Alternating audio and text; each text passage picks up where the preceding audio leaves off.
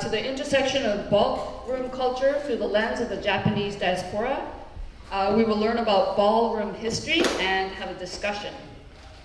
Prince Two Moods Flora will be giving a presentation on ballroom history, and that will be followed by a discussion with Reiko Kiro Lotus.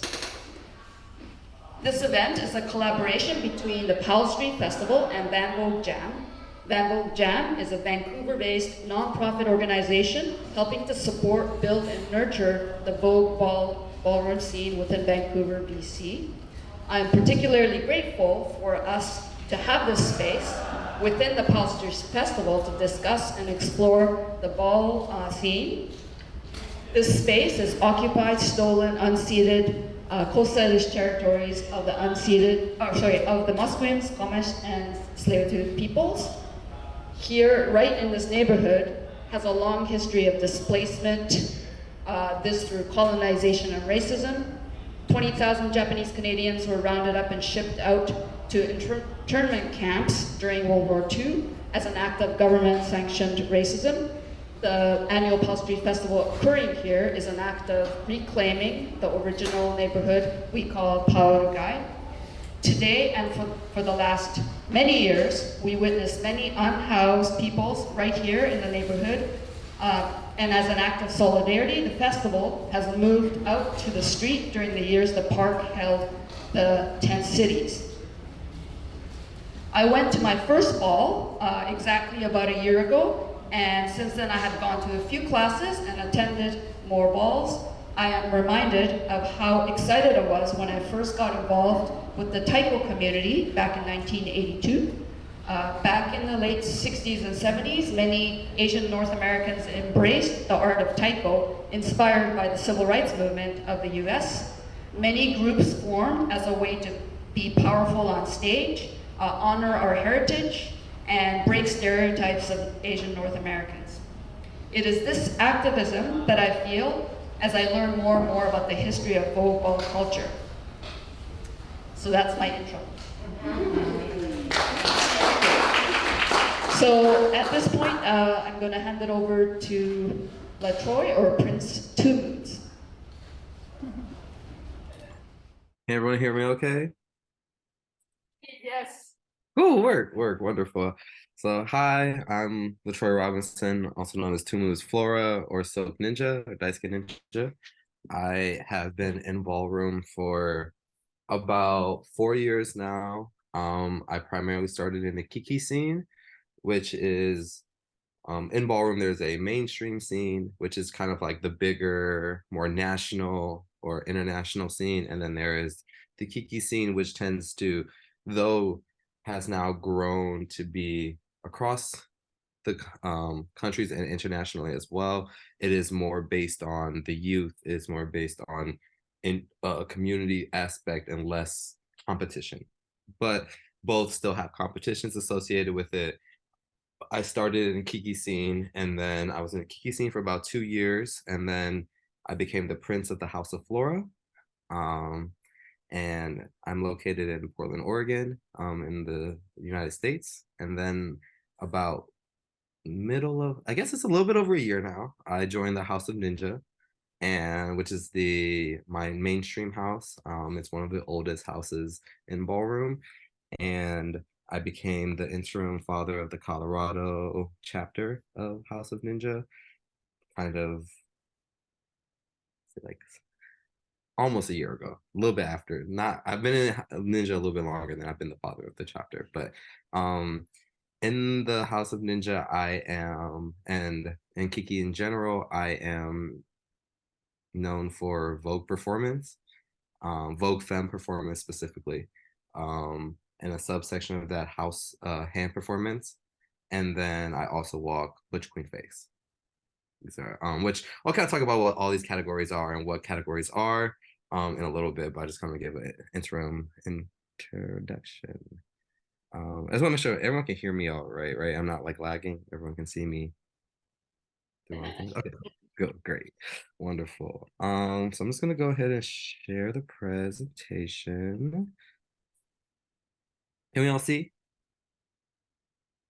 Yeah. Wonderful. Okay, cool. So This is going to be a presentation. I'm going to kind of switch between here and YouTube to supplement some of what we see on PowerPoint, just so it's not completely word based, and then supplement with something a little bit more interactive with some videos and stuff from YouTube. All right, so welcome to Ballroom. I guess kind of the beginning of what Ballroom is and where she came from. Again, Ballroom has developed as a necessary sub. It is I think actually Posh Basquiat, who's the starter of Van Vogue Jam, put it really well on their Van Vogue Jam site. They called it as a it was like it's a countermeasure to the queer ballroom scene that was developing in the early 20th century, right? So these pageants in the earliest 20th century were definitely inclusive of all people technically, like anyone could compete, but were primarily white dominant, right? From the judges to the people who would win. These drag competitions, though existing for the gay community, and primarily I would say the gay community at the time, not quite, we hadn't had quite the development of the rest of the LGBT queer space, but the gay community at that time was primarily white dominated, and so inherently our POC bodies were not doing well in them, we're not being recognized appropriately for it. So as POC tend to do, we just go start our own thing, right? We just kind of said, screw that. We're going to take a step away from that and kind of make our own ball and pageant. So again, at the beginning, ballroom was the drag queens, the POC, and primarily the Black and Latinx drag queens, and Black and I mean at that time we hadn't even really gotten into fully understanding transness at the time, but these precursors to what we would call femme queens and trans women, um, they pretty much left the white drag scene at the time and was just like, all right, I'm gonna start my own thing and it's gonna be better and it's gonna be even more underground, it's gonna be even more fab. And so then you have what we call the birth of ballroom, quote unquote. So it is, and again, it started off very pageant focused. I mean, really ballroom like at its structural core is a pageant, right? There's, as we know in pageants, there are many different categories.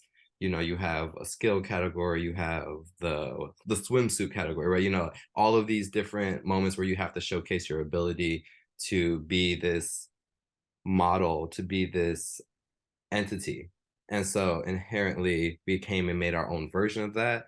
And so when you see ballroom as it is nowadays, it is just a modern developed version of that.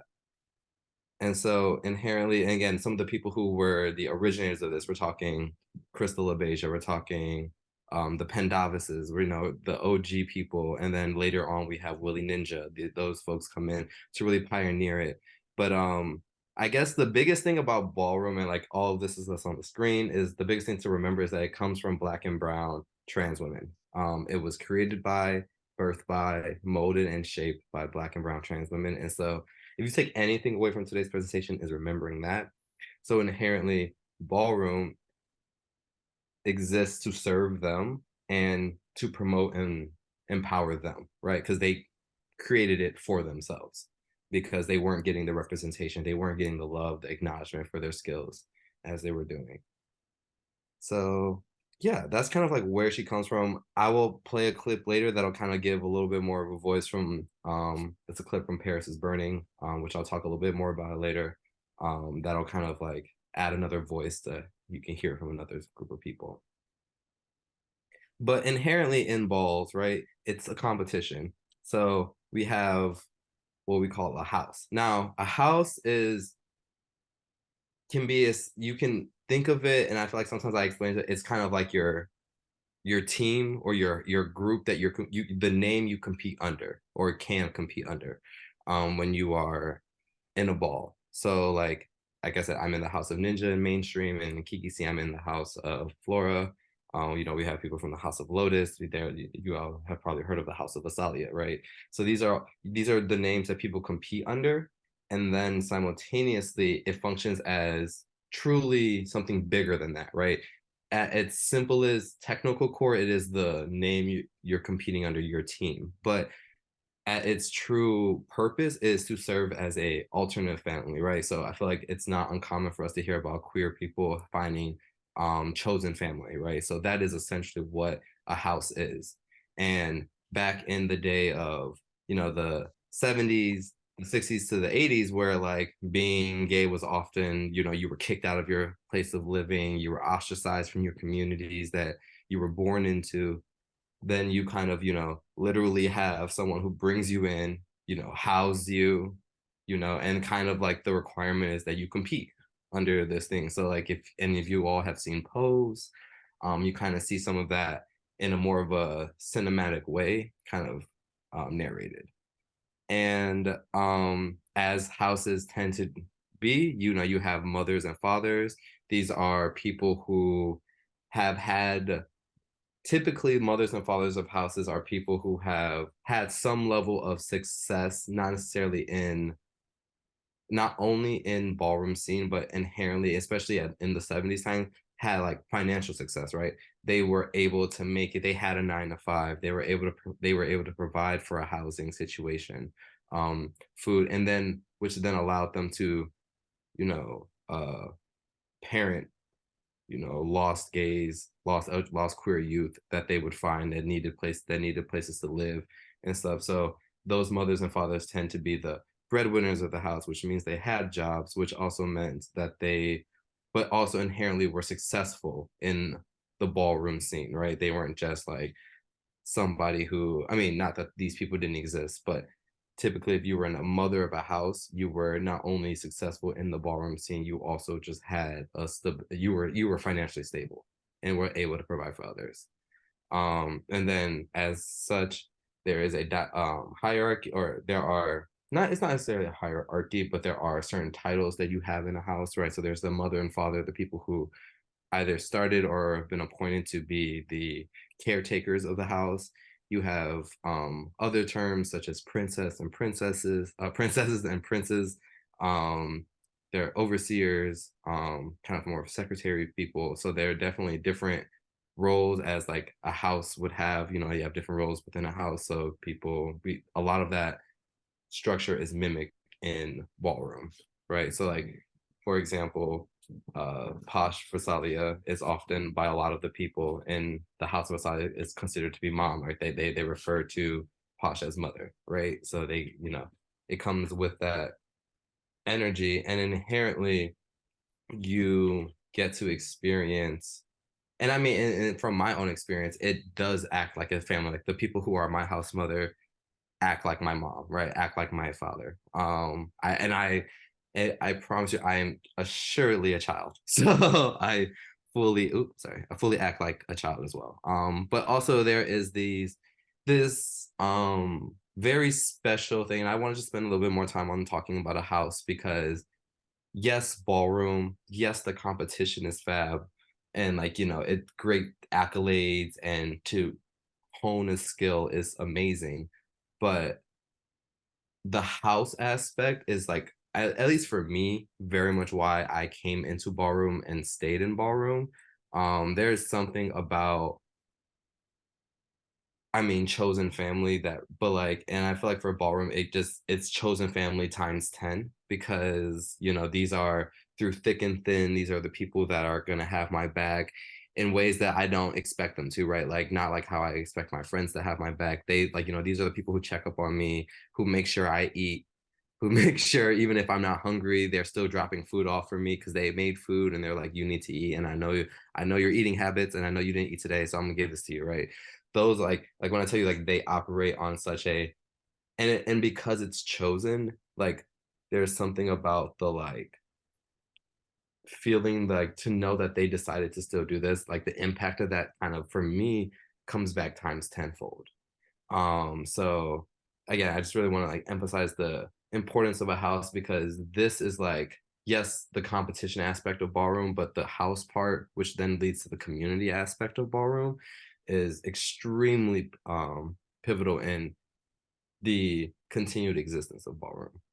And then in the bottom corner, I just listed some of the just just want to throw out some names of some mainstream houses that have been around for a while. Ninja, Basquiat, which Posh, he is a member of the House of Basquiat, House of Lanvin, Miyake Mugler, Chanel, Balenciaga, Orici, Marc Jacobs, Tisci, Gorgeous Gucci, Garcon, Saint Laurent, Ebony, Balmain, La Beija, who should be up here, and I did not get a chance to put them up here. Pendavis, which is no longer an active house, but still a house that has a lot of historical significance as one of the big originating houses. A lot of houses actually, house names where it came from like really fashion houses, right? Like so you had, you have House of Milan, you have House of Dior, and some of them and houses can like come and go in terms of how active they are, or how active they aren't. But I think it makes sense, right? Like queer people never getting their platform, right? So like now that we have the space to be able to like represent something high, something grand, like it makes sense that we would pick these high caliber fashion designers to be the people we want to represent. So but then also, in theory, a house of, or you want to like Basquiat, that's not a fashion house necessarily, but Basquiat was a, influential artist, black artist specifically. So, you know, these house names come from very like influential or high caliber places that we are trying to uphold because we are trying to show that side of ourselves. Cool. That's a house. Okay, so it's a lot on the screen, I know. Ballroom categories and identity. So this is kind of breaking down what ballroom is. So within each, well, not each category, but a lot of the categories, you have like on the left, I have a list of categories. These are not all of them by any means, but just a handful of them. And then on the right, these are like the identity breakdowns. So I'll start with the right just because we can talk about ballroom categories all day. So femme queens, also what we colloquially call trans women in ballroom, they're called femme queens. Butch queens, like myself, is a gay man. Trans men are considered trans men. Drags are gay men in drag. So, and sometimes this gets a little bit confused with female figure, which is a little bit later down, but female figure is inclusive of, oh, I already put it, femme queens, drags, and women. So again, it's a little bit more of a broader category, but then you can have like FQ, BQ, trans men, drags. Women is just cisgendered women. Male figure again is any butch queens and drag men.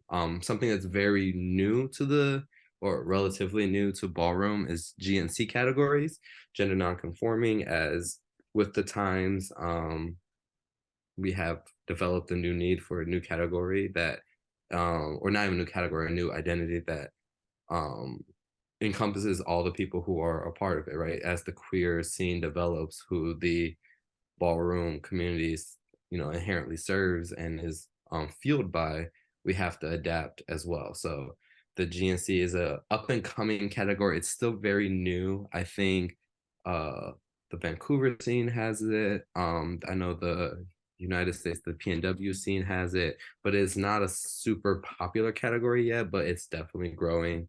And then open to all is literally or OTA. So if you see something, a category that says OTA, anybody can walk that category. There is no breakdown. Doesn't matter if you're a femme queen, a butch queen, we're all going into each other. It's just kind of a free for all kind of situation. On the left, I have a handful of the ball categories. So as everyone knows, Vogue. There's Femme Queen Realness, and I'll talk a little bit about that in a second. Butch Queen Realness, Runway, Bazaar, Labels, Face, Sex Siren, Body, Commentator versus Commentator, Butch Queen Up in Pumps, Best Dress, and Legendary Iconic, which Legendary Iconic is just kind of like, you can have all of these categories and they can be the legendary or iconic version of them where only legends or icons can walk. You have to be a legend or icon to walk like, for example, if I was legendary for Vogue and there was a legendary Vogue performance category, then I could walk it. But if I'm not a legend, I cannot walk that category. And it's just, as time goes on, it's just nice to have like different breakdowns and different groups for different people to compete in so that it feels fair, but it also promotes the best out of everybody in that category, because it would kind of be scary to be like someone brand new walking against someone who's a legend, right? So there are, ballroom tries to create these categories so that everyone has the most amount of fun. So yes, Vogue. Again, we'll talk a little bit more about Vogue. I'm not gonna spend too much time right now on it because I'll show a couple of videos about it. Vogue is the poster child of ballroom, I would say right now. It is really what's bringing it to the mainstream. Madonna did that with her when she back in the '80s when she brought the Vogue song to the mainstream world. But Vogue is, and I hope this is something that is you can kind of see from this. Vogue is one category of ballroom, and when I tell you in a ball, like a mainstream ball, it is in fact probably like 30 minutes of like a 9 hour event. Like Vogue is really not the it's the dance category of ballroom, so inherently it is, high energy, everyone loves it, it's really fab. But when people think about ballroom, I feel like people will primarily think about Vogue, and that is inherently a misconception because honestly the longest categories and the most packed categories in ballroom is realness, because it's like the amount of people who can walk that category. So when we're talking about femme queen and butch queen realness, these are categories that were built out of necessity for survival, right? It's how real do you look, which then translates to passability. So for femme queen realness, for trans women, it's about how passing you are, how much do you look like a cis woman, which at the time was something that all of them were striving for back in the 70s and 80s, because to be unclockable was to be safe. So to be clocked was to be in danger. So how real do you look? How real can you get? And that goes from looks to mannerisms to how you dress. So it becomes a very full thought out approach that is more than just, oh, you know, I got the necessary surgeries, right? It's more about like, how do you act? What are your mannerisms? What are you wearing? Are you in a heel? Because especially at that time, right, you're succumbing to the standards that all women have to uphold. So being able to be how women look like, how your nails being done, all of those things, like, and then butch queen realness again is more about gay men not seeming gay, right? Like being seeming straight, or as we like to say, trade. Like, we, it's about how how real, how passable you are, and like it can you go undetected in your day to day, which then also typically, if you were really real, gave you the ability. So a lot of house mothers and fathers at the time were very real because they were also the people who were able to get 9 to 5 jobs, right? They were the people who were able to get the jobs that will allow them to support other individuals in their house. So butch, like femme queen and butch queen realness, and then I'm like butch queen realness has like 4 more breakdowns, right? So within butch queen realness, there's pretty boy realness, thug realness, executive realness, schoolboy realness, and it's just like all different aspects of passing. And like it it's one of these things where it's like people kind of like, oh, I get it, but it's also one of the things like for us to have these many different breakdowns of it shows the necessity of it all. Like, and I think a big critique of realness categories nowadays, especially with GNC becoming a bigger identity breakdown in ballroom, it becomes a conversation of like it's too binary focused, right? It's too stuck in the binary. It's too you either looking like a man or you're looking like a woman, which as we've come to grow, like gender is something that is on a spectrum, something that is way more fluid than that. However, these categories, again, when these categories were created, this was the 60s, 70s, and 80s, like GNC wasn't really a conversation, and there is historical precedent, and a lot of we would not have the ability to have GNC categories today if it was not for the femme queens and butch queen realnesses who paved it, right? So because that, so as well as I agree, it is very binary locked. The existence of it is still just a what's the word? It just harkens to the work and the importance that people at that time when this category was created had to put in to survive. And like realness and like in general is a survivability category, which at the heart of ballroom is like realness to me is one of the hearts of ballroom just because it is about surviving. And ballroom was a method of survival for pretty much everyone involved. Other categories, runway, another really big one that everyone loves, one that Posh Versailles is extremely good at. There are two breakdowns of that, European and All American, again, one being more feminine, very much emphasizing, you know, giving very you think about your Naomi Campbell's, you think about your Tyra Bank walks, and then you have All American, which is more mass presenting. Bazaar is one of my favorites. It takes such a mind to walk Bazaar. And it's how I understand it is very much otherworldly, right? So when you see people create them, they turn themselves into an alien dragon, that's bizarre, right? When you have, and it takes a lot of effort, it takes a lot of creativity, it takes a lot of focus and experimentation to do. Labels is again for the girls who love, you know, their name brands. That's a category for you. Face, a category that I walk is all about the structure, right? It's all about the carta, right? So the skin, the teeth, the bone structure, how you sell it, how much you believe it, right? So all of that, that's all of that's face. Sex siren, again, selling sex appeal. Again, this category also has a lot of prevalence because a lot of um queer people at the time were in sex work, right? A lot of the trans women were in sex work. And so this is, you know, whether they were stripping, whether they were actually doing like, you know, they were meeting clients, all of these things were skills that they were developing. And now you have a category for them to demonstrate it.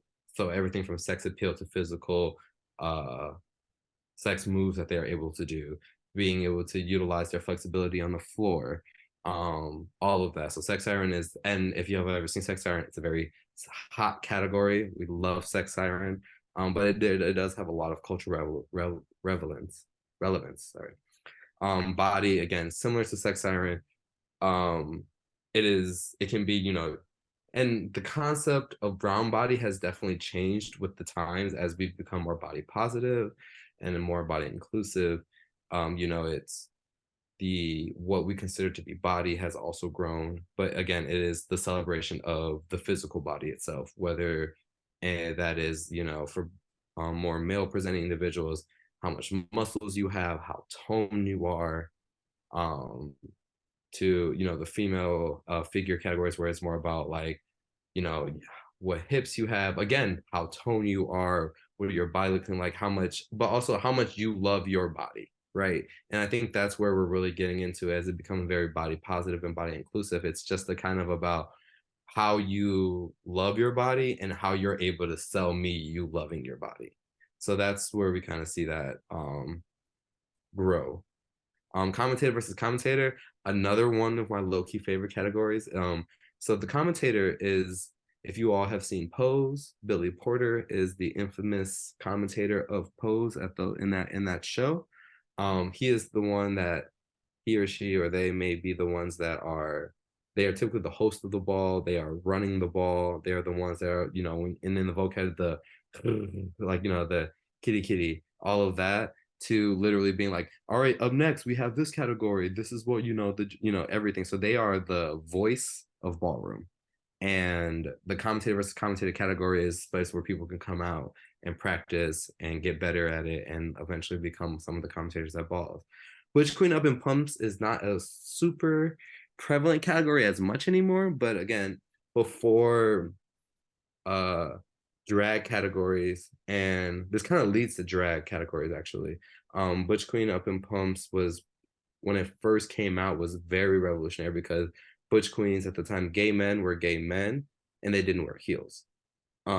Because if you started wearing heels, that was giving more you wanted to be a woman, and that wasn't being butch queen. Um, but then the introduction of butch queen and pumps is really revolutionary because it essentially opens the conversation for drags performance in drag identities in ballroom for all of the categories. So, you know, you have butch queen and pumps, it's giving very like, you know, they're in drag fully, they're working, da da da da. How well can you walk in a pump? All of these things. the gay men figured out how hard it is to walk in the hill. It is very hard to walk in the hill, so I give a lot of props to everybody who can do it well. Best dressed, similar to labels in the sense it's very much about what you're wearing, but like, these are for the people who love to turn a look, right? You just have the vision. It doesn't have to always be something that is expensive, but it looks good. It's top tier. I mean, you all know these. I mean, you can imagine like when you go to a wedding or something or some event, and you're like, wow, that one person gave. You're thinking about that fit for the rest of the night. You're the best dressed person, period. And you're celebrated for that. And you get to compete against other people who think they're also equally as fab. So yeah, that is kind of like how ballroom categories break down. Any before I go on, I just want to quickly ask, are there any questions? I can't really see you all, but I know y'all can see me. I just want to make sure that I know I just gave y'all a lot of information. So I just wanted to see if there was any clarifying things or anything that didn't make too much sense before I started transitioning to some of these videos. I'm kind of conscious of the time, and I wonder if we should just keep going and then have the questions after. Is that okay? Yeah, no, that's totally fine. I just want to make sure. I just know I threw a lot of words at everybody, so I just wanted to make sure.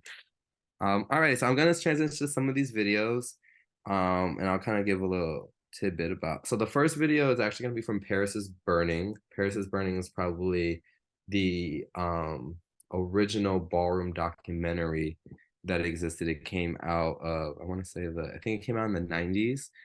It's free on YouTube, so I definitely recommend everyone who has interest to go watch it. If you have not watched it, it is really good to watch. I'm gonna play a small clip of it, just kind of that will kind of touch on a couple of the slides that I just talked about from like what ballroom is, some of the categories, as well as houses.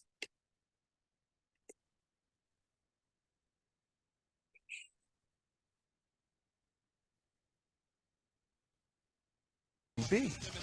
So at a ball, you have a chance to display your arrogance, your seductiveness, your beauty, your wit, your charm, your knowledge. You can become anything and do anything right here, right now, and won't be questioned. I came, I saw, I conquered. That's the ball. Give her what she wants. She bring it to you every ball. Why y'all gagging so? These are just names of a number of houses that existed at different times. A house, let's see if we can put it down sharply. They're families. You can say that, they're families. For a lot of children who don't have families.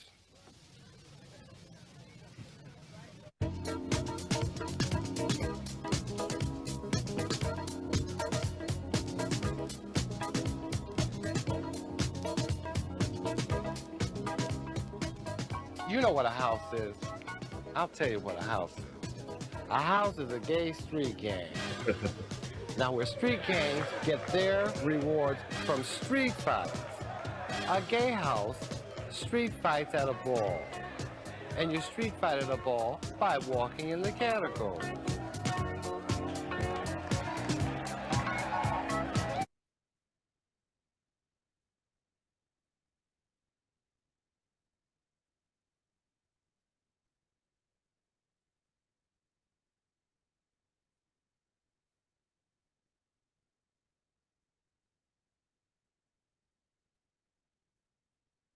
From the house of extravaganza, mother of the year, keeping her children intact.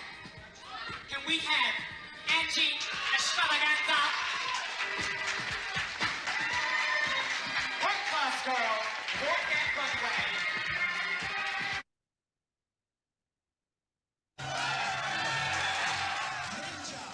You know, you have to have something to offer in order to lead.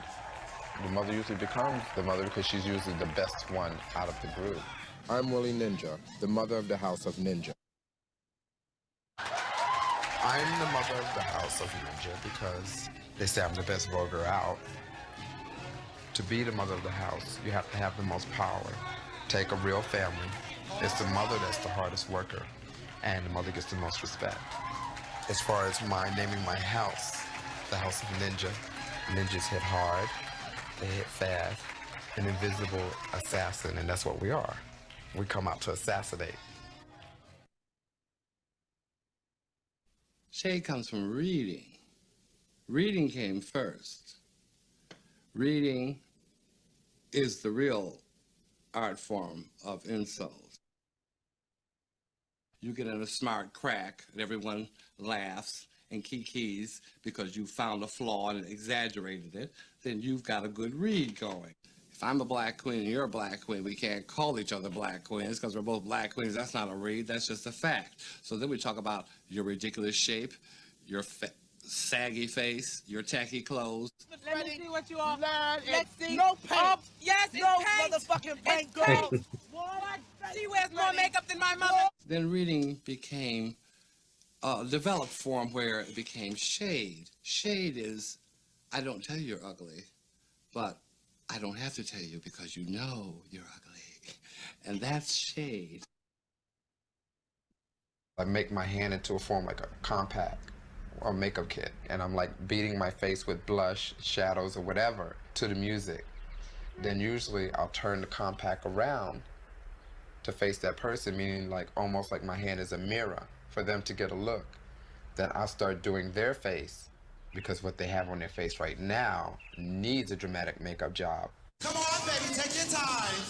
Bring it to the judges. Judges, get it to the form and the style. Word. Let's hear it for her, The name was taken from the magazine Vogue because some of the movements of the dance are also the same as the poses inside the magazine. On the floor. New York and Jersey. Wake up. Come on. All right. This is getting on. Make it That is that one. So I'm gonna transition to the next video, which is primarily explaining Vogue specifically. But before I get to that, I just kind of want to show like that was kind of I kept the part about reading and shade in because it is of reading and shade is inherently a part of ballroom because there's so many personalities in ballroom, right? You have so many different characters in ballroom that like, and obviously everyone's not gonna get along. Also, you want to be the best, so you know you're gonna throw shade, but also a lot of the times like a lot of that's left on the floor, right? That is outside of that we're all community. Outside of that we're all groups of people that like are plagued by the same issues.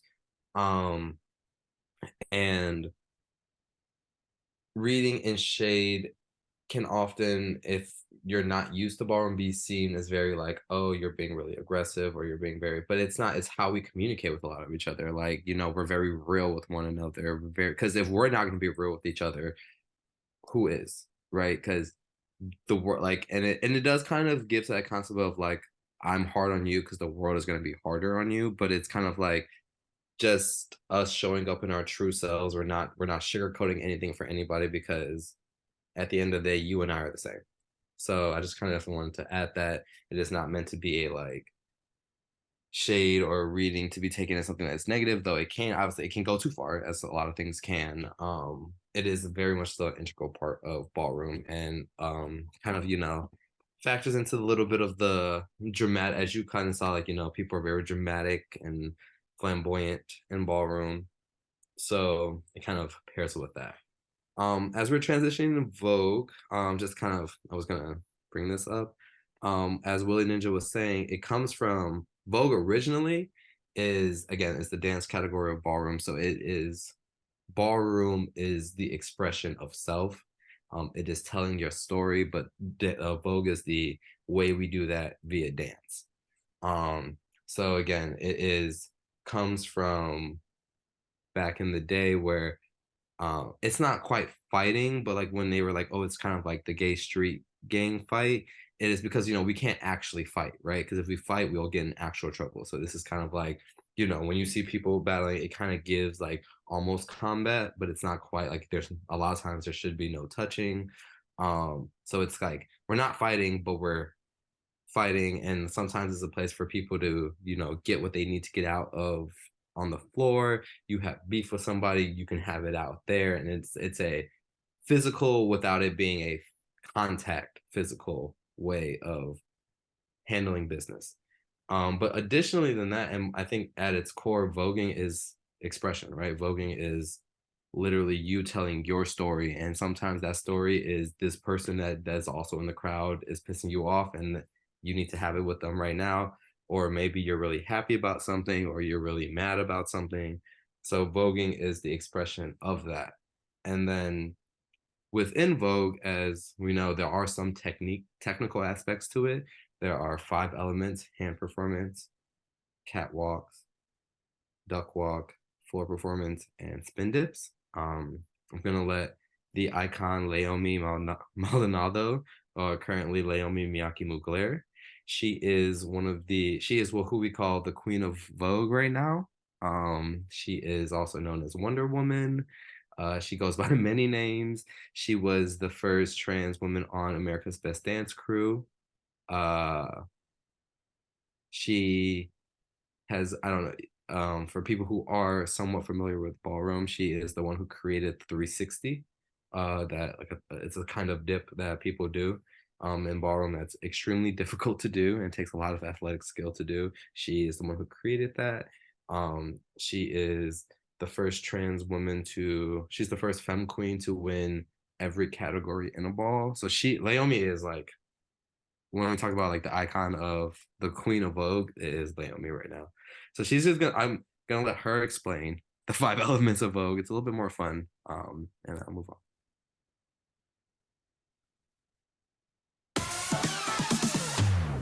Hello, E. It's your girl, Leomi Maldonado, here to teach you about the 5 elements of Vogue. Boom! The most important thing about hands is wrists.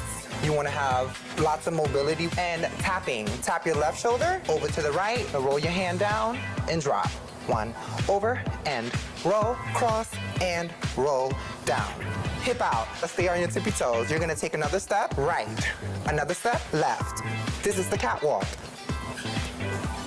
You're going to drop down. You want to have a little arch in your back. As you bounce up and down, you're going to take a step with either foot. The same arms that you did in catwalks. So you're going to go 1, 2, 3, 4, 5, 6. Get up quick. A lot of people out there have been calling it a death drop. That is a no-no. It's called a dip. A dip. A lot of you guys see a dramatic dip, which is the one that comes from up here. But we're not doing that because you're not ready for that. Weight all the way down. Position your knee down. Flatten your foot in. Sit back in. You're going to twist the opposite side. Hands down. Extend your leg. And you're going to arch on the floor. Prep. Lay. Lay. You can cross your leg over. You can open up. Drop. Swirl. Open up. Drop. Open up. Drop and swirl. Swirl. And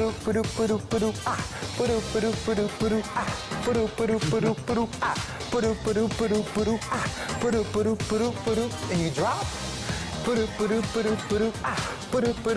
Up and prep, drop, roll, hit, bam. Come up, curl, floor performance. And that, you guys, are the 5 elements of Vogue. Woo! Leomi is everything. So again, I kind of want to put this slide up here talking about ballroom, because if I had to say what ballroom is, and if there was again a takeaway from this, it is these 3 things. It is us surviving, it is us pushing back against that is often trying to literally kill us. Also it is but as much as it is resistance and joy, survival, and this overcoming, it is happiness. It is joy. It is celebration. It is, because as much as ballroom shows up when it's a really hard time, ballroom is extremely present when someone does something extraordinary, right?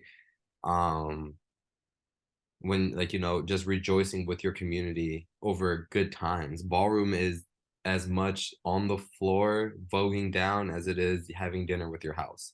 Well, all of that is ballroom. And I think a lot of times people think, ballroom's extremely competitive, and people are like, but ballroom is joy and it is fun. So I really want that to be hit home.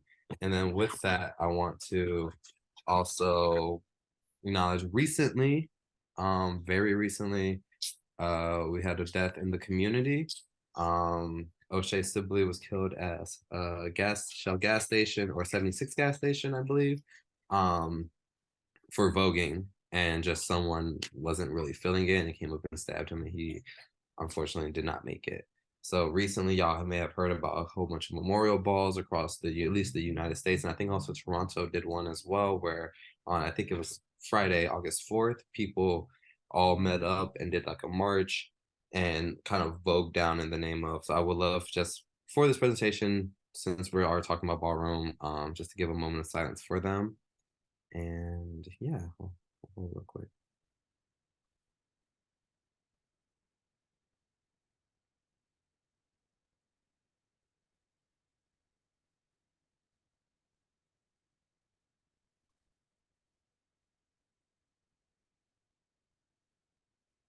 Alrighty, thank you.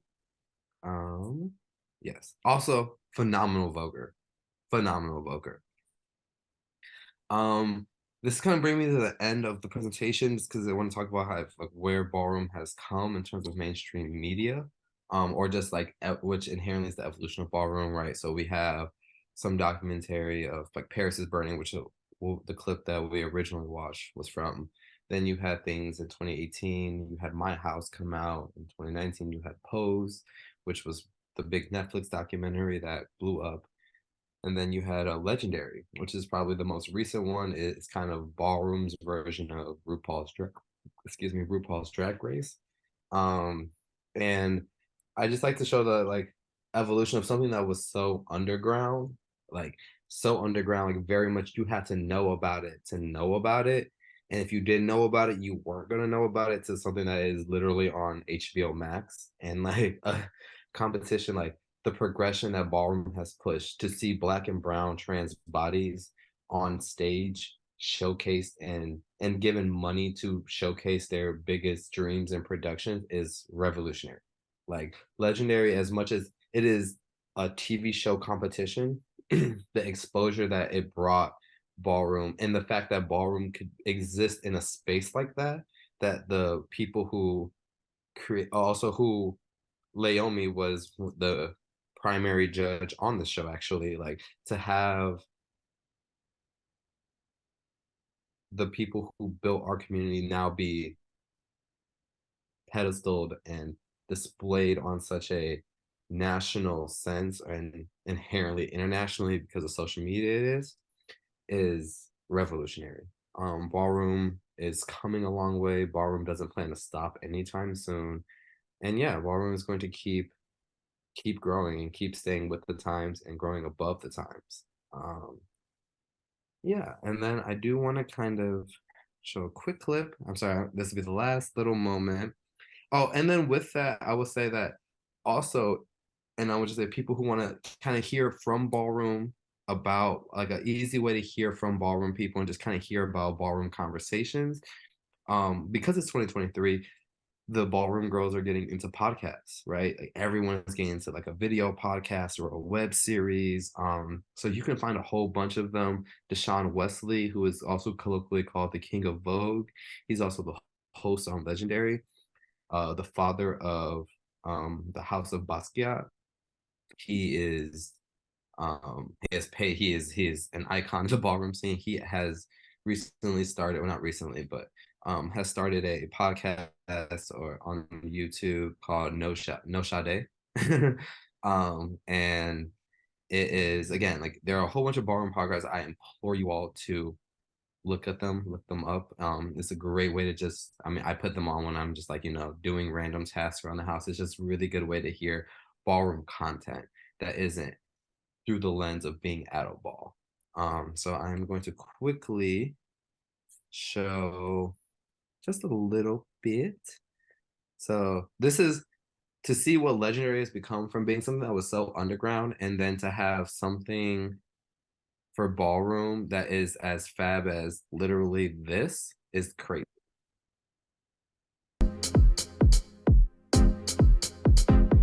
Said you want to be a legend. or statement, or a star. Said you wanna be a legend. We're legendary. I'm so, all I really wanna be is an icon or a statement. No, it's legendary. Legendary. I'm legendary. And I really wanna be.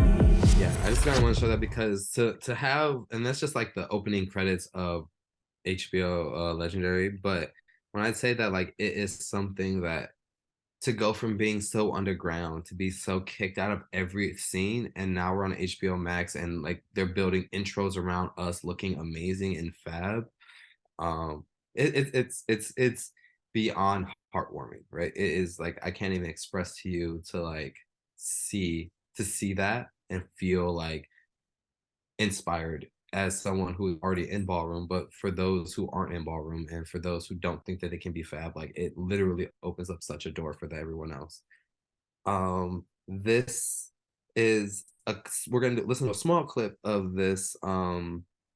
This is Deshaun Wesley, who I was just telling about, the No Sade. This is a part of his podcast. This is with his wife, who was by wife, I mean the mother of Basquiat, the house that he started. This is a quick podcast he did where he invited her on. She is the mother of the house, so they're kind of like they're parents of the House of Basquiat. And so I just want to show a little bit of kind of like what they talk about, hearing two icons in the scene kind of discuss with one another. That I seen you is in Atlanta, and we were both walking, and you won the 5,000. And I won my category. Yes, you did. And that $10,000 Roberto Cavalli dress. That is a legendary, now icon, excuse me, since I'm icon. And you know, I was just amazed by you, just as everybody else was. And then the first time that I met you was in LA when you came down, and because ballroom makes you feel familiar to people, it was like I felt like I knew you without knowing you. So we just kind of gelled and like meshed, and everything was everything. By the way, ballroom will do that to you. Like you would feel like you met somebody when you don't know them, but you're the same. Yeah, you don't know them personally, but because you see them, it's kind of like social media, right? Like, because social media wasn't that big or apparent that back then, but because the ballroom is such a close-knit community, you know what I mean? You see people, you think you know them because of their work, but okay. Yeah. Well, let's start off with the beginning of Michelet, because I need to find out like how she felt when she seen me for the first time. She my wife now. She the mother of my kids. So, so tell me about Michelet. Who's Michelet? Where's she from? How did we get the beautiful woman that we see today? Like, tell me about what's up with Michelet. I'll give you the short version. So I'm from Oakland, the Bay Area. Oh, come on now. But yeah, so I'm from the Bay Area. I was born and raised in the Bay Area. And kind of when I turned maybe like 14, 15, found the LGBT scene that made sense to me, which was like performing in ballroom. And so after that, it was just like, you found it at 14? At 14 years old. You want to gag? Yeah. So we can watch this all day. That is going to bring me towards the end of my presentation, but I did want to end with that because I wanted to like it really express like she found this at 14. She's an icon, and I cannot express to you how Michelet is an icon of our scene. Like she is on so many feats. Like she is the Beyonce of ballroom. Like I mean, she's the Beyonce of ballroom, and she at 14, at such a young age, she found ballroom, and it has now bred her into being the amazing icon, the Beyonce of it all. So it kind of just goes to speak to the power of this, but also inherently, as she was saying, like to be in ballroom, you are connected to everyone in ballroom. I know you because you're in ballroom, so inherently I can tell you 8 things about yourself that are probably true because they're true for me. And I think that's just kind of like the beauty of the community that is, and kind of just speaks louder to the community of ballroom. And as we know, communities, as they operate for different racial groups, ballroom is just no different from that. And again, it is which brings in the resistance, the survivability, and the joy. Yeah, that's the end of my little presentation today.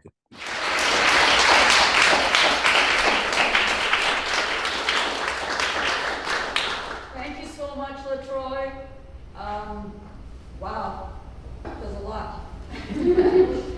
So I think at this point, I'd like Reiko, Kiro, Lotus to say a few things about their involvement with the ball. Yeah, I guess I can. Am I using the mic? Is that loud? Okay. I'm Reiko. My ballroom name is Kiro Lotus, and I am the House of Lotus, Kiki House of Lotus. I guess I started walking the end of 2021 in the Kiki scene here, was taking classes, and then we just debuted our house, or brand new house. There's only 4 houses in the Kiki scene here in Vancouver, so we're a pretty young scene. But we debuted our house in February at the Posh Winter Ball. And I walk All-American Runway. I'm learning slowly. I'm a baby in the runway scene, so that's one of my categories I'm working on. And then I walk Bend Finger Face. And then hopefully building up to performance in the future. I want to do Old Way, slowly learning, but we'll see. That's a little bit about me. And I started taking class, and I was always going to balls through Big Jam for a while, and was building up the courage to walk. I was always just like so blown away at the scene, and getting involved in Vogue and Seeing Friends walk. And just the kind of like boldness, expression of self, and community. And like LaTroy said, I feel like community and family and chosen family is kind of what kept me there. The people that I met, that these are the people that you really do life with, and it's like on the ballroom floor, right? It's a competition, and it's intense, and it's not for the faint of heart for sure. But outside of ballroom, we're all family, and that's something that has really kept me. These are the people that we hold each other up outside. But it's a little bit about my experience in ballroom and the scene here. But I don't know if Kage, you had any questions you wanted to. So when I started going to balls and getting to know the ball community, and because I've been so involved in the Pal Street Festival for many, many years, I was thinking about a way to somehow have that here at the festival, and I was like, kind of imagining like, like voguing happening all over the park and stuff. But like, honestly, just in the last recent, week, when all the stuff's been going on, the O'Shea Sibley, and then also even in Vancouver, there's been a couple of deaths. One, I don't really know them, but you were talking about Kingfisher, died, and also Danny, the person in North Vancouver, a trans person in North Vancouver, was shot by the police, and they just decided a couple days ago that the police were not responsible, like it was a wellness check. So I'm just kind of like, and I was like wondering about the Japanese Canadian community, the Pal Street Festival community, how would that even work? And I don't know, I just, I hope that people would be open enough and thinking because of like our own histories, but I actually really don't know. So I don't know, wanted to kind of bring that up and see what, I don't know if there's a solution or, something to kind of address that, I guess, or, because I would love to see it accepted, or, but then it's like the fact that there is a scene is about because we need it. So I don't know. I just wanted to talk about a little bit about that sort of, I don't know if you call it a conundrum, but just is something that I've been thinking about. I don't know if anybody in the audience has anything to say, or if LaTroy or Reiko has any things to say, but yeah.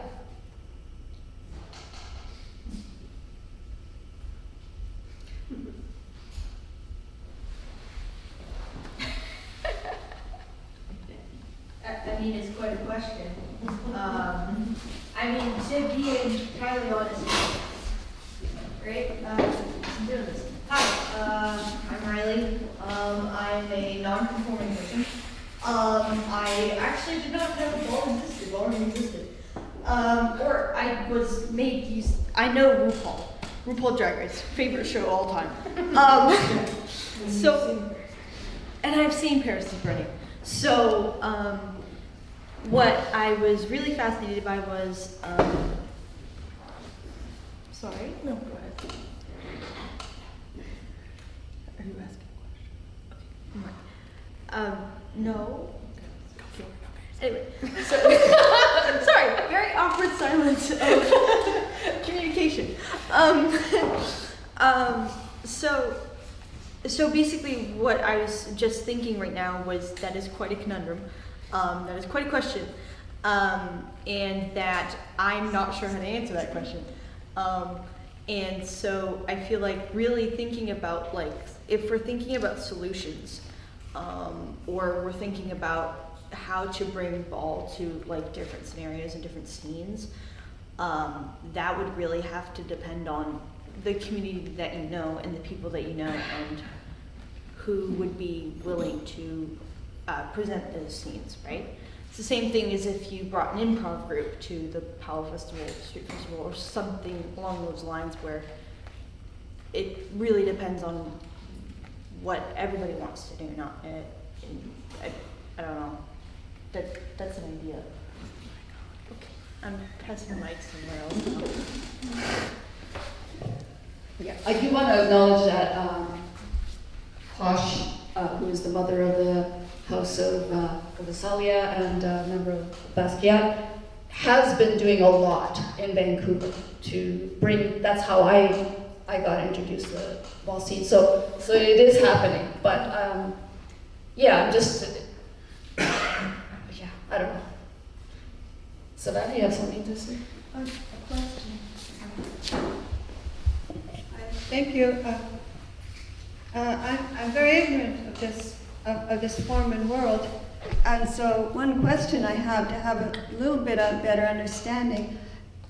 When this is happening, are they like ballroom choreographies, or are they more like walking on a runway and making an entrance, and a whole series of people making an entrance, or is it like a series of improvisations that are happening with different? So I just have a question on that kind of level from the total ignorance. Do you wanna answer that? Do you wanna do it? Or do you want me to? Well, yeah. So I think I guess so. This kind of applies to, I feel like, every category, but I think when it comes to like choreography, typically Vogue style, so there is less. It is a lot more freestyle and improv based. So when you see us come out on the floor, that is typically not rehearsed, because inherently Vogue is supposed to be expression of self. That it's not something you rehearse. But there are moments where, like, oh, I've been practicing this move and I want to showcase it, or I put together this entrance onto it. But when it comes out, so like you have moments of choreography, and then outside of the ballroom scene, you can have Vogue choreo, which you typically see a lot of times as well. But when you, like, for example, you see us come out and we're voguing down or we're battling, that is pretty much all freestyle, pretty much all impromptu. When you see people walk all American or runway, the pathways aren't super rehearsed. I would say, like, you practice, we all practice, so inherently there's some familiarity coming into it. but I won't say it's choreographed, because if it's choreographed, it's not authentic, and then it inherently doesn't read well when you're competing. The only caveat for that or exception to that is if you're doing a production category, right? If it's runway production or Vogue production, then that's rehearsed, that's choreographed. That is a performance for, like, you know, we have a track for it. So there is a space for choreo specifically, but typically it is all improv, freestyle. Well, I just have one follow-up as part of that. I'm wondering, Kage, when you were thinking about if it were at the Oppenheimer Park, what that might be like, would it be perhaps something like, I'm just wondering, the image I had come to my mind is like in the Ukrainian New Year's celebration, they'll have a big giant circle of people gathered around, and then people will go into the center of the circle and they will improvise, sharing something about who they are, and then pull out to the edge of the circle. And you've got all the people that are gathered around supporting it. So that's one image that came to my mind. That's exactly what happens with Vogue. Yeah, that's the structure. We do exactly that. It's called a cypher. We do that. Yeah. And I guess also context, LaTroy we had a ball just a week ago, and LaTroy was supposed to come out as one of the judges for the ball, and so that was kind of Powell Street's also collaboration with Ben Vogue Jam to bring LaTroy out as a judge and kind of participate in Ben Vogue Jam's ball that was already happening last week as part of Pride. Yeah. There's a question. Yeah, I think I can speak loud enough. Can you hear me? Okay, so thank you so much. I would love to hear more from Reiko. I'm assuming you're of Japanese descent. So I'd love actually, because I mean, clearly this is something that emerged from Black trans women, Black and brown women, or trans women, and the Black community. And I'd love to hear more about, you know, and LaTroy, you talked about how, you know, there's more exposure, and with that also becomes people from not the Black community entering this community as well. So I'd love to hear more about, like, Reiko, your experience entering the community, like if there's, like what is that like to kind of bridge, even Kage, what you were saying about bringing it to Powell Street Festival as the Japanese Canadian Arts and Cultural Festival. It would make sense for us to think about like solidarities with the Black community. And that obviously looks different from folks in the States, from here. We have just different demographics in Vancouver. So anyways, we'd love to hear you speak to like those community solidarities. Yeah, absolutely. Yeah, so I guess for myself, I am half Japanese, and I'm Yonsei. I'm actually 4th generation Japanese American. So I grew up in the States. I'm from California. My family all lives in Southern California. So I actually came to Vancouver about 7 years ago. But yeah, I guess that's my family background and everything. But yeah, that's a very good question in terms of, again, community and especially the Kiki scenes. And I think that's something that Vogue started in New York, and the mainstream scene definitely is still very much heavily there, as well as obviously Kiki scenes and mainstream has grown internationally. And so what we have here is a Kiki scene. It's like a baby scene, and it's for the kids and when I say kids, I don't mean like necessarily just kids, but like the youth in the scene. But yeah, me as myself, I am a guest in the scene, being a non-Black or Latinx trans person, and so being a cisgender queer BIPOC femme, that's something that finding my space in the scene, that I am a guest in this space, and that is something I feel like is really important. Being a part of the scene is that from what I've been learning and experiencing in the scene, that it is a community for the queers and open to people, but that it is really important to know your space and enter that respectfully and know the history. And then when it comes down to the breakdown of categories, I think that's something that's really important for people coming to a ball, right? Especially I feel like this scene that Ralph has built here with Ben Vogue Jam, and doing a lot of different collaborations with, I guess again, Powell Street. This is the first collaboration, but in the past, doing a lot of different collaborations with, last year we had Vancouver, I think, Indigenous Fashion Week there was a collaboration for a ball there, which was super fab. And yeah, there's been a lot of different collaborations with different, I guess, organizations in the city. But yeah, when it comes to down to categories, like what category you're walking, like I can't walk specific categories. Like when it comes down to like, especially like the realness categories, that's something that like me, myself as a cis woman, I'm not going to walk a realness category because that is not something that is what it's for. That's not the history. That's like, it's not for me, like period. But yeah, I guess it's more nuanced when it gets broken down into different categories. But yeah, I guess in terms of some of the stuff Kage brought up earlier, and like I guess activism within the scene and thinking about collaborations with Pal Street, there was conversations for this event in the future and what that looks like with Pal Street to bring in some of the other Kiki scenes. So bringing again LaTroy and or we've talked about, there is a scene in Japan that is a Kiki scene that's up and growing. And so I know that Ralph had conversations about flying in some of the Japanese scene to come here and kind of like what could that look like to have these different scenes come together. And I think I don't know if that answered your question at all, actually, but yeah. Do you have anything to Yeah, add? LaTroy, do you have anything to add to any of that? Yeah, I think I'm a little, I think cut out just a little bit at the back end of their question, so I was like, can I hear your question one more time? I'm so sorry. Sure, yeah. Grab a mic.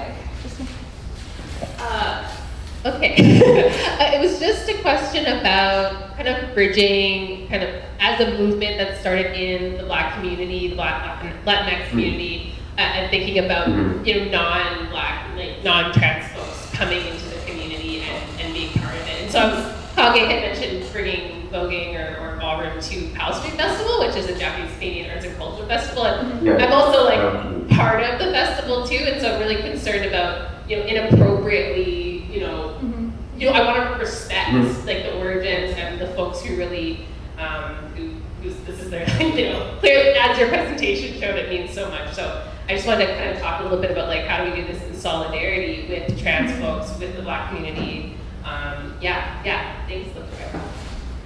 Yeah. Okay, cool. Wonderful. And also just I guess I'm half Black, half Japanese. My mom is an immigrant from Japan, so I grew up I guess second gen from that, or first gen technically, in the States. And yeah, as I said, it does come rooted in the Black and brown trans experience, but I think like how to, I guess, to touch on a couple points of your conversation, like there is, I think ultimately comes down to knowing what you're trying to promote or showcase or embody, right? So again, because inherently on the surface, you can put as much ballroom stuff out there and no one who doesn't know, and as most of the untrained eye is, they're going to be like, oh, wonderful, work. But really when you're out, and I feel like when you're asking like, how do I do this without, coming off disrespectful, not appropriating, not properly being an ally of these situations, it's how the people who know, how are they going to also accept what I'm giving them? And a lot of that comes with just the girls who know, right? And the people who put in the work, right? So as Kage has been doing great of, she's literally been,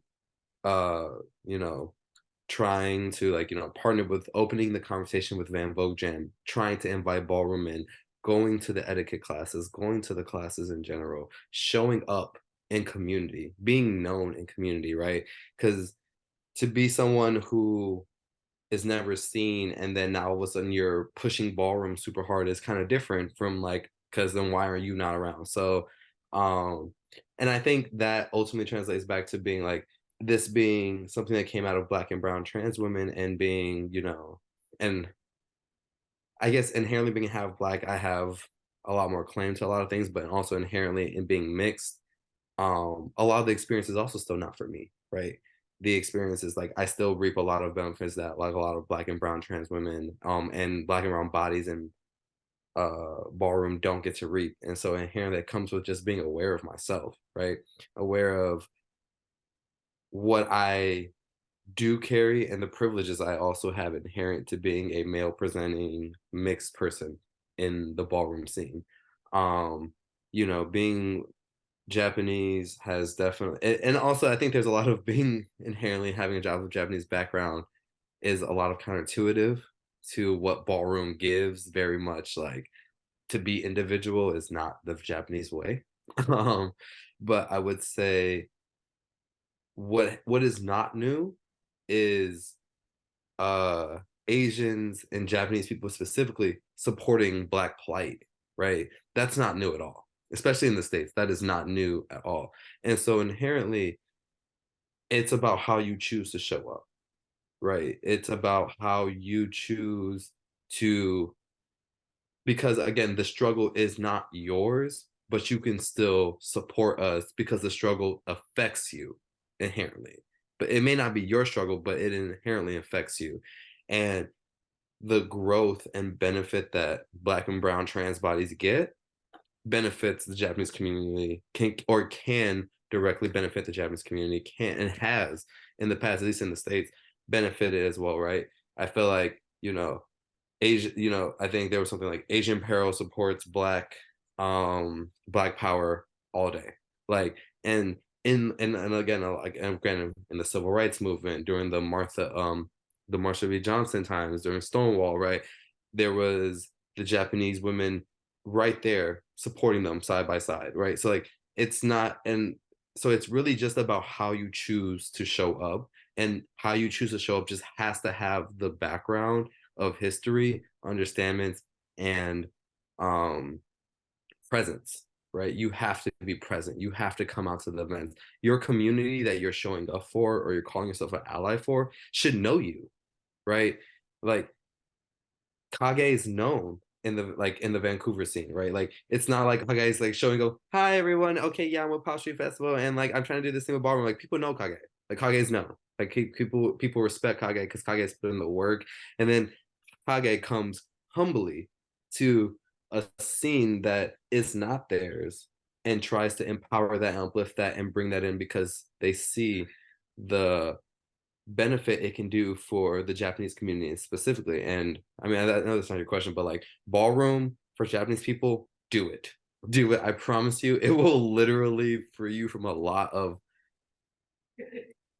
inherently oppressive things that are within the Japanese culture. So yeah, that's my little 2 cents.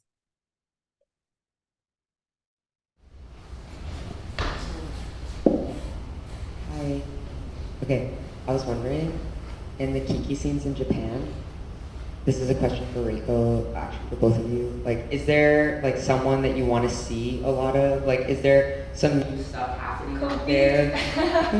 Sorry, I'm late. I don't know if you guys covered this already or not. No, we haven't talked about. But like, I know that there's some cool stuff happening out in Japan's Kiki scene, like the way that they interpret like old way and the way that they do like new way, and like their kind of like Japanese flavors that they add to it. I think the mic is starting to die. Yeah. But who do you want to see out here? What's exciting about that? Like, yeah.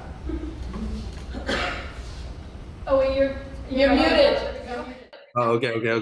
Because so yes, as Reiko just said, Kopi Mizrahi, 1 for sure, and 2, Chisei Ninja. Kopi is a little bit older in the scene for sure. It was probably Kopi, but it was Kopi and then Chisei. But both are 2 people from Japan that have come to New York and properly learn. And actually, Chisei just did a full interview in Japanese. It was in Japan, but it's in all Japanese. I think they translated it with subtitles as well. But so I will, when I get a chance, I'll send it to Kage for you to share with whoever you want to share with. Chisei does a whole experience about how she came into ballroom, why she chose to stay in ballroom, why she loves ballroom. I love Chisei Ninja. Chisei Ninja was a huge reason why I wanted to join the House of Ninja myself. Kopi Mizrahi, again, she precedes Chise. Again, she created the hand, one of the hand. So in ballroom, in Vogue, under a subsection of the Vogue categories, there's hand performance, right? Where it's just all hand specific, right? It's just only upper body. And Kopi Mizrahi has created one of the tracks that is literally our hand performance track. It's one of like the 3 or 4 tracks that we use for hand performance altogether. It's Elevator. You know, I don't know if y'all heard Elevator up, down. You know, up, down. Kopi created that track. So Kopi Mizrahi was one of the first Asian individuals to be recognized by our ballroom scene back in the day, and by Jack Mizrahi, who, again, he's Hall of Fame. I think he's technically Jack Mizrahi Gorgeous Gucci right now. But he like deemed her, like, you know, she's a legend now in our scene, which is very big for people outside of our scene, outside of the country or outside of the United States. To be deemed a legend is always a really big thing, because again, it all started in the United States. So, and she's one of the, like, she's literally the only Japanese legend that exists. Because Chise is not legendary yet. So either Kopi Mizrahi or Chise Ninja would be the 2 people that I would say going forward, y'all should definitely bring down. They've been to the source. They've paid their time in the New York scene. They've traveled, they've won, they've lost and then won again. So yeah. Those are 2 people. I adore them so much. Okay, yeah. Would you mind putting those names in the chat so that we can look them up later? Yes. Thank you. I think, yeah, I would really love, LaTroy, if you're up to doing a little something. Okay. Yes. Hello, but something. before that, I just want to say thank you for showing up, and thank you for your insightful questions and things to think about. And yeah. Anything else? Yeah. And thank you. Let me put on some socks really quick. What do you say? Socks.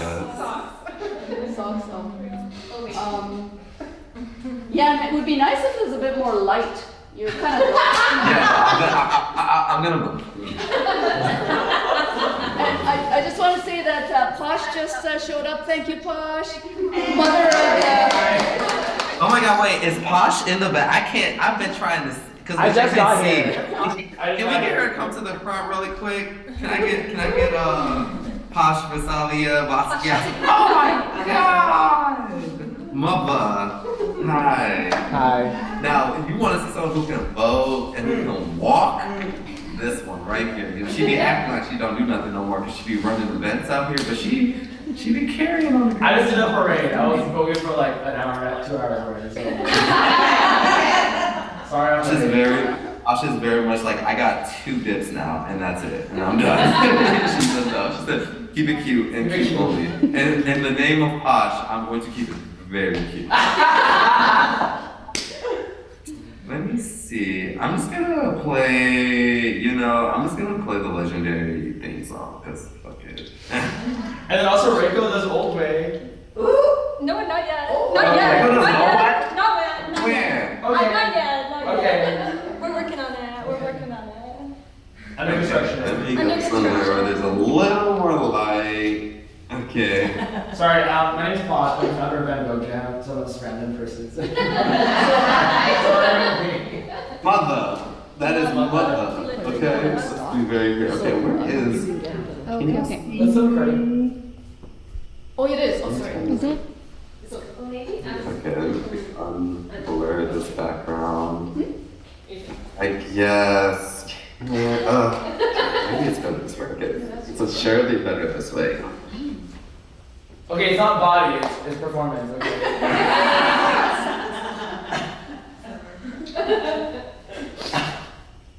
You're muted. You're muted.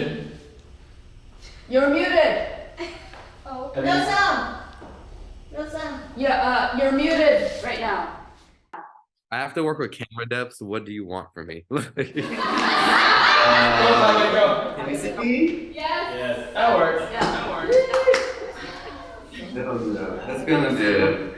Alrighty. I'm gonna play. Can y'all hear this? Yes. Yeah. Oh, wait, nothing's playing. Sorry.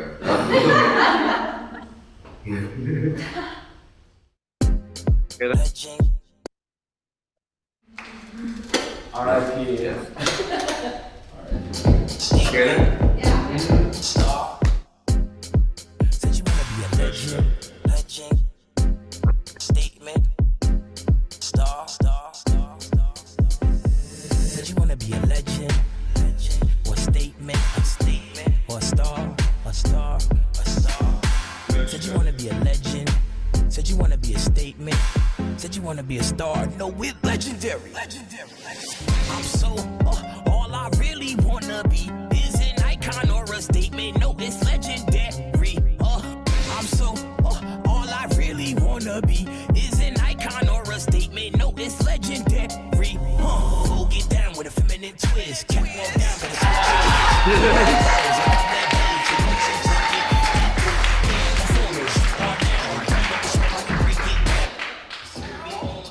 Just enough.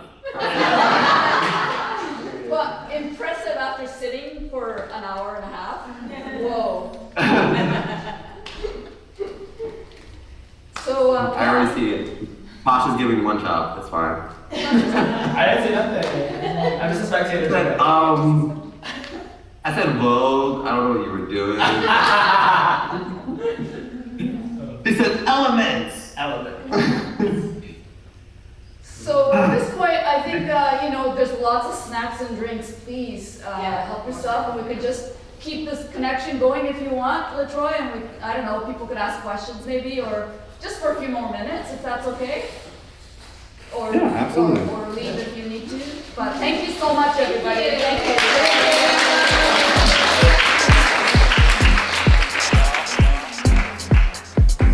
Said you wanna be a legend, or statement, or star.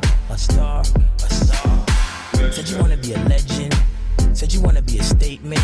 Said you wanna be a star. No, we're legendary. I'm so